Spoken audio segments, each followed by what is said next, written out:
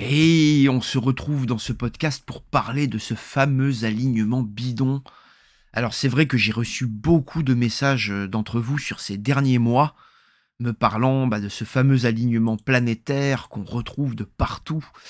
Hein, même France 3, même France Télévisions, on a fait un article, un spectacle céleste exceptionnel, parade cosmique dans le ciel, nous dit-on, 6 planètes alignées le 21 janvier 2025, un rare événement qu'on ne retrouvera plus, qu'on ne pourra plus jamais voir.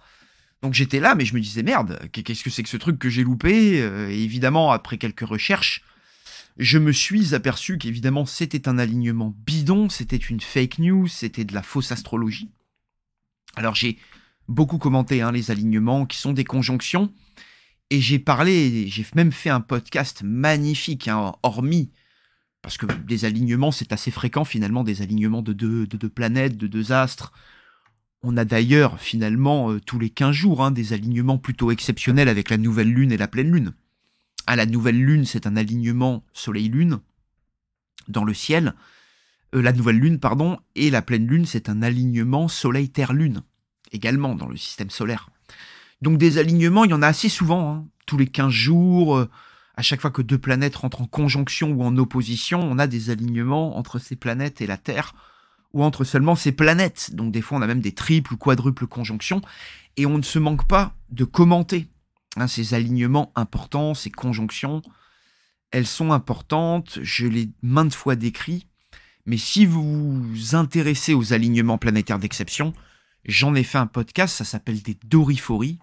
C'est quelque chose de très rare en effet, qui amène souvent des périodes marquantes, très marquées. Donc j'en ai fait une vidéo de presque 1 heure que je vous invite vraiment à aller voir. Elle est excellente. Moi-même, je l'ai beaucoup aimée, je dois avouer. Donc vraiment, ne perdez pas de temps. Faites-le parce que ces vidéos me coûtent du temps, de l'énergie, évidemment. J'espère pouvoir un peu continuer d'en faire. Je m'excuse d'ailleurs de ma grande absence depuis 1 semaine, mais je suis très occupé à bosser sur les livres de la maison d'édition Les Anneaux de Saturne, que je préside avec fierté, non sans honte, je vous cache pas. Et on prépare 2 nouveaux bouquins qui vont sortir, donc 2 grosses surprises qui devraient arriver d'ici les vacances de février. Donc vraiment, je vous invite à rester branchés, à rester connectés, d'autant plus qu'il y a toujours une promo en cours. Donc vraiment, merci de pas trop la bouder si vous pouvez. Et n'oubliez pas qu'avec le code MARS25, vous avez 25% de promo sur chaque achat, et que vous avez 30% sur l'intégrale des livres, donc ça vous fait les 11 livres, à moins de 140 €. Donc franchement, foncez, parce qu'il y a vraiment des petites pépites. On réédite vraiment le meilleur de l'astrologie de ces derniers siècles. En francophone, il y a certains livres d'ailleurs qui ont été traduits en français et autres, donc vraiment des pépites qu'on vous invite à lire. Et on invite les gens à lire justement pour ne pas tomber dans des travers. Vous verrez que tout ça est très bien expliqué, et qu'une fois que vous savez lire une carte du ciel, vous tombez plus sur ces informations erronées qui ont créé de l'engouement, parce que on voit des personnes peut-être prendre des décisions alors que finalement il n'y a pas d'alignement. On le voit même dans le ciel, finalement, que on n'a pas d'alignement, quoi. On a une conjonction Soleil-Pluton qui survient le 21. Quelques jours avant, on a une conjonction Vénus-Saturne.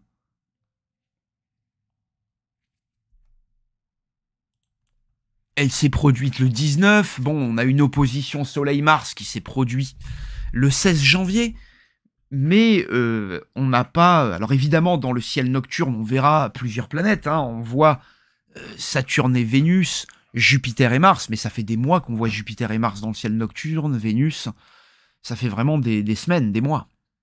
Donc c'est pas quelque chose de nouveau. Uranus et Neptune, bien évidemment, on peut les voir avec un télescope. Mais à l'œil nu, vous pourrez voir jusque Saturne, et vous pourrez voir en ce moment beaucoup de planètes. Mais ça fait vraiment des semaines qu'on peut le faire. Faut pas attendre le 21 janvier pour faire ça. D'ailleurs, c'est vrai qu'en ce moment, quand le soleil se couche, depuis quelques semaines, vous voyez Mars apparaître sur les premières heures de la nuit. Et Jupiter souvent culminé dans le ciel. Donc si, avec toute la constellation d'Orion, Castor et Pollux pas loin. Donc si vous aimez observer, évidemment, il y a Sirius également qui se balade dans le coin. Donc c'est vrai qu'il y a des belles étoiles, constellations, et également planètes à observer dans le ciel nocturne. Alors je rappelle ici, parce qu'il y a souvent des commentaires de trolls, hein, donc c'est pour ça que je renvoie les gens à lire des bons bouquins, parce qu'il y a aussi des misconceptions avec les fameuses étoiles fixes et cette fameuse astrologie stellaire, tropicale et sidérale. Hein, beaucoup me disent oui, non, en ce moment, telle planète n'est pas dans le Cancer ou le Capricorne, les signes sont inégaux et autres, et ils confondent tout simplement les signes du zodiaque et les constellations du ciel, hein, qui ne sont pas la même chose, même si elles ont les mêmes noms. Le bélier de la constellation n'a rien à voir avec le signe du bélier. Donc si vous vraiment vous intéressez à ce sujet, bah voilà, je vous invite à lire et à comprendre justement les erreurs que vous faites pour plus les refaire et pour plus mettre en erreur aussi les autres, parce que finalement, ces fausses informations, elles font beaucoup de mal à l'astrologie en elle-même, parce que les gens vont arriver, vont dire oh, bah, le 21 janvier, il y a pas eu de choses exceptionnelles, finalement, les alignements, ça vaut rien, quoi. Alors qu'en fait, il n'y a pas d'alignement, tout simplement. On le voit dans le ciel. Hein, il n'y a pas 6 planètes regroupées sur un même degré ou sur un même point, ce qui provoquerait de manière évidente ce qu'on appelle une doriphorie, d'ailleurs. Un tel alignement serait tellement exceptionnel qu'on le nommerait doriphorie plutôt qu'une simple conjonction. On nommerait ça on va dire, une quintuple conjonction ou une sextuple conjonction dans certains cas. Alors, pourquoi faire cette vidéo? Parce que de manière récurrente, c'est vrai qu'on voit beaucoup de misguidances, de fausses guidances, de fausses lumières, de fausses croyances. Et finalement, c'est souvent les consultants, les consultantes, les personnes qui sont malheureusement pas assez expérimentées, pas assez praticiennes, pas assez dans la connaissance pour pouvoir justement valider ou invalider une information.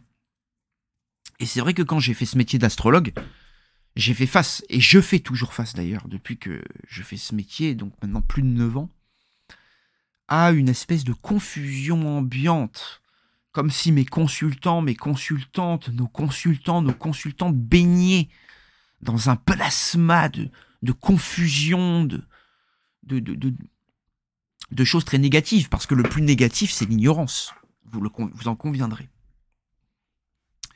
Et en plus de ça, c'est vrai que sur le plan personnel, on peut faire face à une tentation. C'est vrai que l'astrologie, la voyance, c'est un métier où on peut tirer profit des autres, on peut gagner énormément d'argent.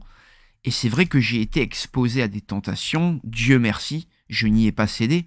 Mais c'est vrai de mentir aux gens, parce que c'est vrai que des fois, on met énormément d'efforts et d'énergie à dire à quelqu'un attention, il y a un tel aspect qui est très négatif, et c'est valide, hein, c'est vrai.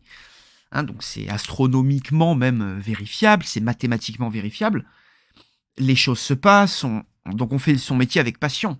Mais c'est vrai que des fois, par moments, c'est vraiment pas toutes les personnes. Et d'ailleurs, je félicite et je remercie toutes celles et ceux qui suivent cette chaîne, parce que j'ai l'impression, c'est même pas l'impression, j'ai vraiment ce sentiment d'avoir les meilleurs, d'avoir vraiment un peu la crème de la crème.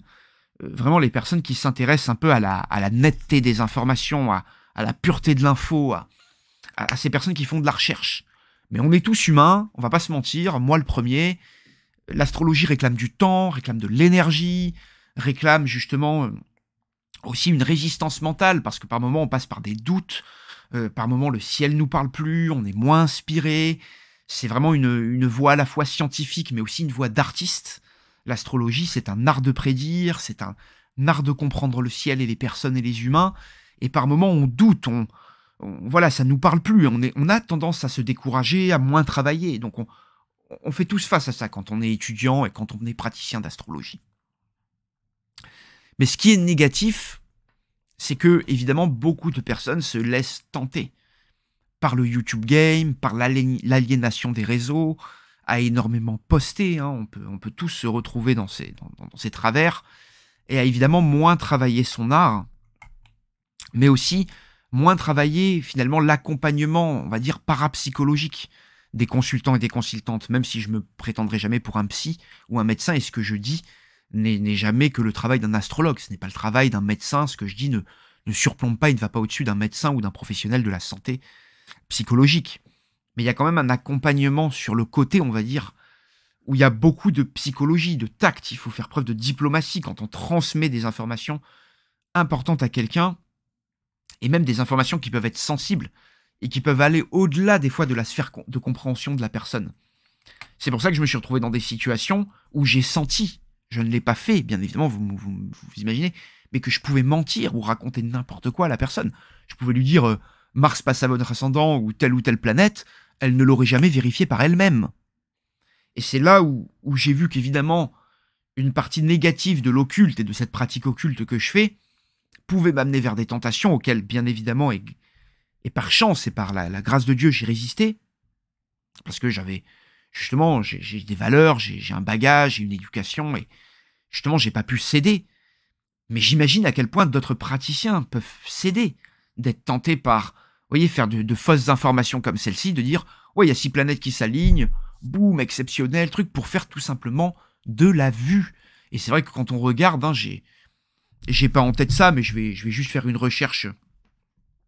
Vous voyez Google, enfin YouTube, la première qui vient, je vais taper ce que j'ai d'ailleurs tapé il y a pas longtemps, Seven Planet Alignment en anglais, et je tombe, vous voyez, sur des shorts qui font très vite 75 000 vues, 15 000 vues, 80 000 vues, 12 000 vues, enfin, des shorts à 18, 60 000 vues. Vous voyez, alors que bon, bah, vous voyez mes vidéos, bon, ouais, 108 000 vues.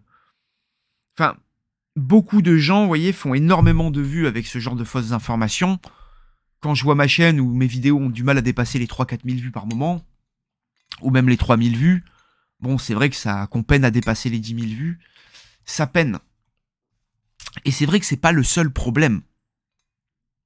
Ce n'est pas le seul sujet, finalement, de fausses informations astrologiques.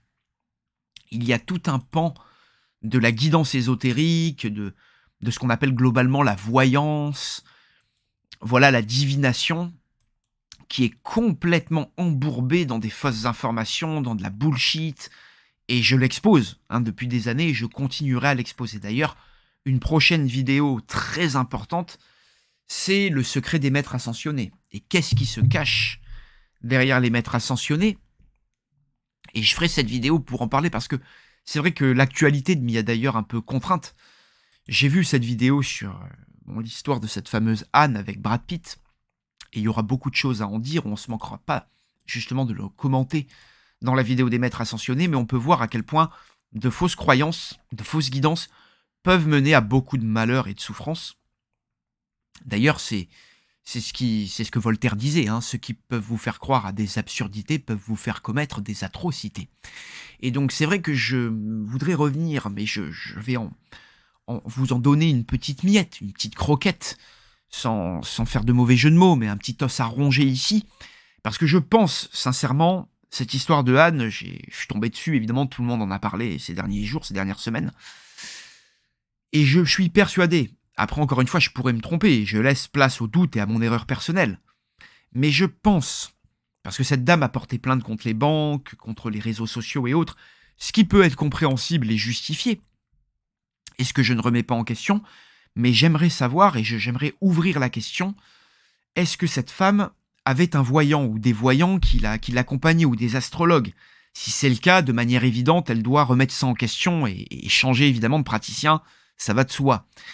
Mais je pense que, parce que je suis tombé sur beaucoup de cas assez similaires à Anne, dans mon travail où j'ai toujours averti justement des dames de ne pas justement rentrer dans les travers sur lesquels elles auraient pu tomber. Mais par exemple, un cas qui m'a beaucoup marqué, je suis tombé sur une femme qui avait la même configuration que Liliane Bettencourt, la boss de L'Oréal, et elle était donc Scorpion ascendant Balance, et elle était tombée sur un homme, je crois, Cancer, enfin non, elle était Balance ascendant Scorpion, enfin la même configuration que Liliane Bettencourt, et elle était tombée sur un homme qui était Cancer ascendant Bélier. Et c'est vrai que ça faisait écho à cet homme qu'avait rencontré Bettencourt, qui lui avait, qui avait pris 1 milliard d'euros, je crois, ou même plus d'1 milliard d'euros à la dame, en lui détournant des tableaux et autres. Alors il y avait eu des jugements, et sa fille était de la même configuration astrologique, et la fille de Liliane Bettencourt, finalement, avait repris un peu les rênes de la dynastie. Et quand j'étais tombé sur cette sinistrie sans connaître l'histoire de Bettencourt, j'avais dit à cette dame, j'avais dit faites attention, parce qu'elle était dans une relation avec un homme turc. Je lui ai dit faites gaffe, n'allez jamais en Turquie, faites attention, très mauvaise synastrie, vous risquez de tomber de vos nues. Elle a quand même essayé malgré tout, et elle a vu qu'il y avait beaucoup de risques et autres, et elle a réussi à faire backtrack, et j'ai sauvé une personne d'une relation très toxique. Il m'est arrivé aussi à avoir, hein, je l'avais dit, hein, l'une des maîtresses ou femmes supposées de Tariq Ramadan, Et j'avais dit à cette personne d'arrêter la relation, hein, qu'elle n'était pas la seule. Et j'avais eu également une autre femme, justement, qui était dans une espèce de passion avec Keanu Reeves, platonique, et je lui avais dit par la négative que, bon, professionnellement, elle aurait pu, justement, parce qu'elle écrivait un livre, elle était fascinée de Keanu Reeves, mais qu'elle n'aurait jamais eu une histoire sentimentale avec lui. Voilà, et bon, là, elle était en contact quand même avec le vrai, même s'il lui répondait pas, parce qu'elle lui envoyait des mails sur son adresse email, la valide, en fait, on va dire les adresses connues qu'on peut trouver sur Internet. Mais voilà, mais dans d'autres cas, effectivement, j'ai pu alerter des personnes, même des hommes, de mauvais cas de figure, en Afrique ou dans les pays du tiers-monde, à sauver leur argent, leur temps et leur sentiment de ne pas s'engager dans des mauvaises histoires. Donc pour revenir à Anne, je pense qu'il serait intéressant d'enquêter et de savoir si elle, ses amis à elle, qui l'ont beaucoup convaincue apparemment, parce que justement elle a eu beaucoup de doutes dans cette histoire avec Brad Pitt, enfin ou Brad Pitt, mais certains ont fait le mauvais jeu de mots avec les brouteurs, mais donc c'est vrai qu'elle a abandonné par moments la relation et autres pour la reprendre. Et c'est vrai qu'on peut justement se demander s'il y a eu des voyants ou des amis à elle influencés par des voyantes négativement qui ont pu justement la convaincre et jeter ce doute qui a pu justement permettre à cette personne de continuer dans son erreur. Donc c'est là où je pense qu'il y a quand même un gros truc à faire, d'autant plus que comme on le voit, hein, les croyances ésotériques, les voyants, les astrologues et autres, si vous lisez le travail que j'ai fait dans des livres, comme par exemple Ce que peut l'astrologie pour l'humanité, mais le livre de Ranso le montre, tout comme le livre de Ptolémée également, ou encore L'astrologie et la guerre où les astres parlent, montrent que tous les astrologues, Kraft aussi montre, que de passer de Hitler à tous les dirigeants allemands, européens, Charles de Gaulle, ont eu des astrologues, ont fait appel à des astrologues, se servent de la prédiction astrologique pour lancer une guerre ou une opération ou une loi ou autre. Donc tout ceci est réel, tout ceci est bien réel, que les plus grands comme les plus petits, hein, que ce soit sur le plan d'ailleurs sociétal ou en termes de valeurs morales et de valeurs humaines, les plus grands comme les petits utilisent l'astrologie, utilisent justement l'ésotérisme. D'où justement l'importance d'être bien guidé, de bien se guider et de le faire avec les bonnes personnes. Je clôturerai la vidéo en disant ça. L'un des leaders de l'astrologie en France. Oui, excusez-moi les amis, je reviens un peu sur une autre fiche pour un peu agrémenter ce que je veux dire. J'ai fait un podcast qui est déjà prêt et que je sortirai en 2026 parce que je vais pas justement m'y mettre en 2025 parce que j'ai plein de carrés de Saturne, l'année du serpent et autres qui vont me gêner. Mais dans plusieurs podcasts, je vais montrer comment deux des plus grands astrologues français, mais notamment l'un des plus grands en termes de chiffres et de revenus, est basé au Japon, un pays qui fait la promotion des sectes, un pays d'ailleurs qui avantage fiscalement les sectes. Donc c'est une personne qui a une société, hein, qui fait de l'astrologie pour les Français, les francophones, mais il n'est pas en France. Tout l'argent que vous envoyez, ça ne revient pas en France. Donc ça l'enrichit personnellement, ça va dans un pays comme la Suisse ou le Japon apparemment, mais l'un ou l'autre, mais dans tous les cas, voilà, ça va ailleurs. Et c'est vrai que le Japon, c'est un pays qui est le paradis des sectes, mais aussi un pays où il y a l'industrie du sexe à des niveaux que vous n'avez pas connaissance. Hein, l'industrie du sexe au Japon, je crois, dépasse l'industrie automobile ou en équivalence. On a de la prostitution à peu près à tous les étages, à tous les niveaux. Au Japon, hein, on peut payer pour rentrer dans une pièce et manger les seins de... Enfin, moi, je suis jamais allé au Japon, mais c'est ce qu'on m'a dit au retour du Japon. Parce que c'est vrai que j'ai vécu dans un pays où la prostitution est massive, la Thaïlande, mais le Japon, ça dépasse la Thaïlande en termes de dinguerie mentale et de pays, bon, qui a été un pays atomisé, voilà, qui est vaincu de la Seconde Guerre mondiale et tout, donc on pourrait beaucoup débattre là-dessus. Et sur une certaine forme de dégénérescence mentale et de colonisation subversive qu'il y a au Japon. Mais bon, on va pas, et la technologie et autres, on va pas débattre là-dessus. Mais c'est vrai qu'attention, vous envoyez votre argent. C'est vrai que j'ai fait une grosse vidéo aussi sur Elisabeth Tessier, parce que c'est vrai que depuis des dizaines d'années maintenant, Elisabeth Tessier est très proche du pouvoir, et quelle a été son influence non seulement sur Mitterrand, l'Union européenne, mais peut-être des personnes, comme vous verrez, comme Macron ou Ménard. Ça peut expliquer beaucoup de décisions, beaucoup de choses. Et ça pourrait en tout cas expliquer. Encore une fois, le but n'est pas de jeter l'opprobre ou de jeter le mal sur une personne, mais vraiment d'essayer de comprendre justement la pratique de l'astrologie. On a aussi cet astrologue autoproclamé de l'amour, hein, qui depuis des années nous bassine avec cette nouvelle terre, ce nouveau monde, ce changement, ce meilleur monde qui arrive, et que tout est amour, qu'il faut être dans le bonheur et autres, et qui est accusé quand même d'agression sexuelle. Hein, donc, encore une fois, on aura beaucoup à commenter sur tout ceci, d'autant plus que je voulais terminer avec aussi une personne. Il y a des personnes qui vous disent que l'astrologie, c'est qui vous font croire de grosses conneries, du genre l'astrologie c'est easy money, vous voyez, c'est facile, vous allez l'apprendre facile, en quelques clics, vous allez avoir toute l'astrologie en quelques clics, des conneries comme ça. Alors que l'astrologie, c'est par définition difficile, c'est des années, voire au minimum 7 ans d'apprentissage pour commencer à bien rentrer dedans. Évidemment, en 1 ou 2 ans, on peut donner des bases, on peut avoir d'excellentes bases, faire des débuts très prometteurs, mais c'est souvent quelque chose qui nous demande du temps, sur le plan psychologique aussi. Faire face à ce qu'on appelle l'astrophobie, à la détestation de l'astrologie. Parce que même dans l'ésotérisme, les gens critiquent, boycottent l'astrologie, c'est logique. C'est un tue l'argent pour les escrocs. L'astrologie, ça met en déroute tous les escrocs de la voyance, tous les escrocs de l'astrologie, tous ceux qui se prétendent bons et qui vous font de l'astrologie de merde. Quand on met comment dire, toutes les prédictions des astrologues de premier plan, quand on les met bout à bout, il n'y a pas mieux que l'astrologie en termes de prédiction, en termes d'annonce, quoi. Il n'y a que la numérologie qui peut essayer d'égaliser. Mais les cartes, les voyants, c'est de la merde. On va pas se mentir.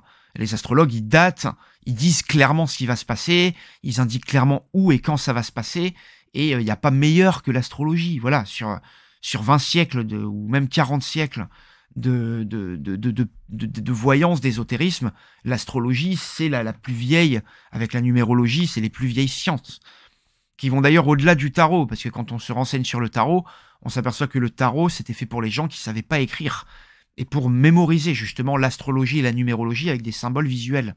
C'est un peu l'astrologie pour les nuls, en gros, le tarot. Hein, et c'est quelque chose qui s'est transmis et caché. C'est le plus grand secret du tarot qu'on exposera bientôt, et que j'ai exposé à beaucoup de gens et qui me disent que le tarot vient de la Renaissance, alors que le tarot existe depuis l'Égypte ancienne. C'est d'ailleurs expliqué dans Fomao, hein, c'est pas moi qui le dis, hein. C'est Fomao, et c'est très bien expliqué dans des livres qui déjà datent du 19e siècle. Voilà. Donc ça, encore une fois, ce que je dis est validé par aussi les temples, les créations, les bâtisseurs des grandes structures, pyramides, grands temples et autres. On voit que ce qui prédomine, c'est l'astrologie, c'est l'astronomie, c'est les chiffres, c'est les nombres. Voilà, c'est ça la vraie science ésotérique. Et elle met en déroute toutes les conneries du type maître ascensionné et voyant qui vous diront que le déclic arrive, que Brad Pitt va avoir un déclic, qu'il va divorcer d'Angelina, que tout va s'arranger, quoi. Voilà, donc les amis, à très bientôt pour de nouveaux podcasts. Merci d'avance.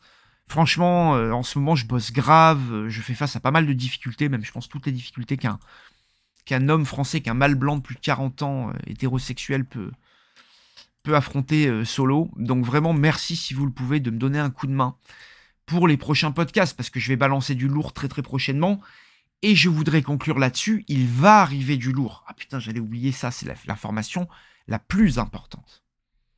C'est que depuis maintenant des mois et des années, je vous ai dit, et j'ai bien insisté, sur un été 2025 et un début 2026 explosif. Un été 2025 et début 2026 qui se verraient des mouvements sociaux comme vous n'en avez jamais vu, et de la violence comme vous risquez d'en avoir rarement vu. Je vous préviens parce que les Mongols de l'astrologie et les escrocs vous disent tous que ça va changer, qu'il va y avoir un changement de paradigme, que ça va bouger. Vous allez le voir. Ça va être extrêmement violent. Ça va être déstabilisant. Il va y avoir vraiment quelque chose de très très lourd qui arrive. Vous êtes prévenus. Vous voyez ce qui se passe dehors. Donc attention, parce que cette période de l'été 2025 et du début 2026 favorise un soulèvement socialiste, un soulèvement communiste, une poussée du communisme, une poussée de l'islamisme et de l'islamisation de la France.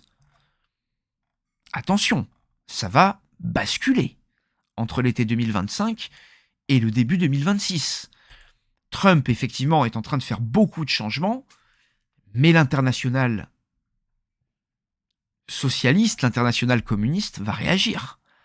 Même s'il se forme une internationale conservatrice, et qu'on sent que le clash de Jupiter et Saturne sur l'été 2025, là, va être très, très, très violent. Et on voit qu'on a vécu sur 2024 un 1789 inversé. Hein, j'avais parlé d'ailleurs de cette date du 18 mai, à 3 mois après, on a eu la dissolution de l'Assemblée nationale et on a maintenant un pays ingouvernable. Je vous donne rendez-vous au 3e round. Et à l'alignement Saturne-Neptune en bélier. Attention, qui va amener énormément de violence. Vous êtes prévenus. Hein. Ça va piquer, je vous préviens, ça va secouer. Hein. Comme rarement vous avez imaginé. Et je pense que la France est l'un des pires pays dans le processus. Et je l'expliquerai bientôt. Je vais vraiment faire une vidéo très bientôt sur Bayrou, Macron et ce qui va se passer dans les 18 prochains mois. Ça va être très, très grave. D'ailleurs, le climat sous lequel Bayrou a été élu, le cyclone de Mayotte, est un sombre présage. Je vous préviens. L'investiture de Trump qui se fait sous un climat glacial et Uranus au milieu du ciel de Trump présage un mandat qui va être bien différent du dernier. Nous verrons, mais à mon avis, il va y avoir des secousses et ça va bouger. Alors, je pense que ça va être mieux à partir de 2026 et 27 et au-delà, si justement un type comme Trump peut vraiment sauver le monde et vraiment créer des changements positifs et nous rendre plus libres. Mais ça va pas être sans casse. Hein. Ça va pas être sans beaucoup de guerre et beaucoup de violence. Parce qu'on est 8 milliards maintenant sur Terre. Et le gâteau est de plus en plus petit. Les parts du gâteau, il y a de plus en plus de personnes qui se battent pour le même gâteau. C'est forcément... tous les facteurs de guerre sont là. Hein. On va pas le redire, hein, mais vous le voyez autour de vous. Toutes les incohérences et les folies sont là. Donc attention, parce que ça va mener à quelque chose de très très fort. Prenez soin de vous, on en parle très bientôt. Au plaisir vraiment d'en commenter, d'en parler avec vous, de vraiment vous aider, de vous accompagner en séance, de vous aider à changer de vie avant qu'il ne soit trop tard, et de vous poser, pas avant l'alignement bidon, mais avant le vrai alignement de Saturne et Neptune des 13 juillet et 20 février 2026. Donc là, vraiment, je vous préviens, il va y avoir quelque chose qui va se former entre les 20 juin et 20 juillet, et autour de ce 13 juillet prochain, mais il va y avoir aussi un énorme événement qui va se former sur l'alignement Saturne-Neptune du 20 février prochain. Et donc vous savez, hein, là, il y a des élites mondiales qui veulent à tout prix réduire la population, à coup de guerre, à coup de famine, de pénurie, de violence, de guerre civile, de guerre nucléaire. Alors, ces choses ne sont peut-être pas susceptibles d'arriver, toutes, mais on voit qu'ils veulent passer au prochain plan. On n'est plus dans le plan de manipuler les gens, de leur envoyer des petits virus, ou de faire sortir des virus de laboratoire. P4, là on est vraiment dans l'optique de passer à quelque chose de beaucoup plus brutal. Et si vous regardez les expériences qui ont été faites, comme la Mouse Dystopia Experiment, la Mouse Utopia Experiment, pardon, vous verrez que quand on met beaucoup de gens avec des réserves infinies, à la fin ils s'entretuent tous entre eux. Voilà, les animaux. Et là, on est dans un processus de ressources infinies. Même s'il y a des ressources finies sur Terre, la planche à billets crée une situation de ressources infinies. Donc ça finit tôt ou tard par les plus vieux qui tuent les plus jeunes. Voilà, il y a eu extrêmement de violence. On voit la baisse de natalité aussi. Hein, on voit l'extinction. 7 fois plus de suicides chez les jeunes femmes. Hein, donc beaucoup plus de dépression chez les femmes. Jusqu'à 7 fois plus de suicides chez les jeunes femmes. Hein, donc une explosion du suicide chez les femmes en général. On a vu d'ailleurs, Anne, elle a été suicidaire hein, avec l'histoire qu'elle a traversée. Hein. On voit que des astrologues comme par exemple Irène Andrieux, hein, qui était réputée une excellente astrologue, elle a mené beaucoup de ses consultantes vers le suicide. Donc on voit Finalement, elle faisait beaucoup d'astrologie indienne, basée sur les nœuds lunaires, le karma, les vies antérieures. Hein, on voit qu'à la fin, ça mène des gens au suicide. Massivement. Ça mène des gens à la perte, à la ruine des nations. Hein, les faux dieux comme Mitra, les faux dieux de l'Empire romain, de l'Inde et autres, les faux dieux de l'islam, on voit où ça mène les peuples. Les pays musulmans sont les plus pauvres du monde. Donc si vous suivez des faux dieux, si vous suivez des fausses divinités, le Christ nous a prévenus. Hein, il y a des répercussions très fortes. Hein, le diable, il rigole pas. Et je vais vous montrer que ce qu'il y a derrière les maîtres ascensionnés, c'est le diable. Hein, c'est clairement ça. Hein. C'est les types qui ont créé le concept vous le disent eux-mêmes. Hein. Donc à très très vite. À très bientôt. Prenez soin de vous et restez safe. À très vite. Ciao.